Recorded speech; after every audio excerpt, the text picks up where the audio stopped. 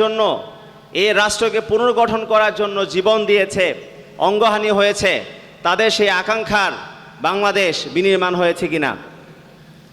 2 বছর পরে এসে আমরা হিসাব মিলাচ্ছি, যারা আমাদের ভাইদেরকে হত্যা করেছে, আমাদের ভাইদেরকে অঙ্গহানি করেছে, তাদের বিচার এই বাংলাদেশে হয়েছে কিনা।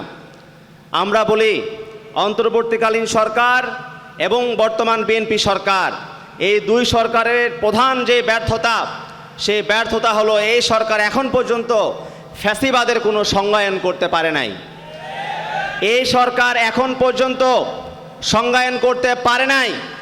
একটা ফ্যাসিবাদ কায়েম করার জন্য পদে পদে যে পর্যায়ের সমর্থন যোগানো হয়েছিল এই ফ্যাসিবাদকে কায়েম করার জন্য, তাদের বিচারের, তাদের অপরাধের যে মাত্রা, সেই মাত্রার সংজ্ঞায়ন এই সরকার করতে ব্যর্থ হয়েছে।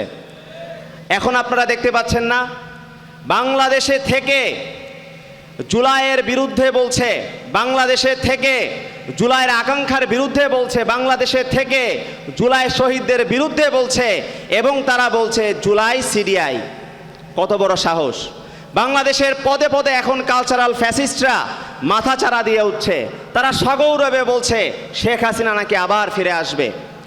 এই কারণে আমরা বিএনপি সরকারের কাছে একটা স্পষ্ট বার্তা দিতে চাই, আপনারা যদি এখন পর্যন্ত ফ্যাসিবাদের যে অপরাধের মাত্রা, সেই মাত্রা যদি আপনারা ঠিক করতে না পারেন, কালচারাল ফ্যাসিস্টদের হাত ধরেই বাংলাদেশে আবারও শেখ হাসিনা ফিরে আসবে। সুতরাং এই সরকার যেন ফ্যাসিবাদের সাথে যারা জড়িত ছিল তাদের বিচার যেন এই সরকার যেন করে, সে আহ্বান আমরা ব্যক্ত করছি। ঠিক একই সাথে আমরা একটি কোট দিয়ে শেষ করব।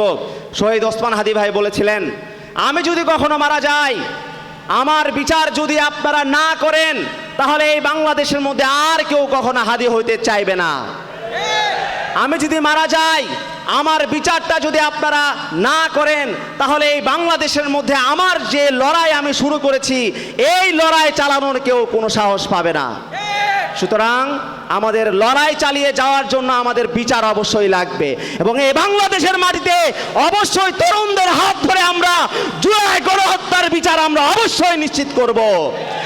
এই সরকার যদি বিচার নিশ্চিত করতে ব্যর্থ হয়, তাহলে যেই সরকার দিয়ে বিচার নিশ্চিত করা যাবে সেই সরকারকে আমরা ক্ষমতায় বসাবো ইনশাআল্লাহ। সবাইকে অসংখ্য ধন্যবাদ।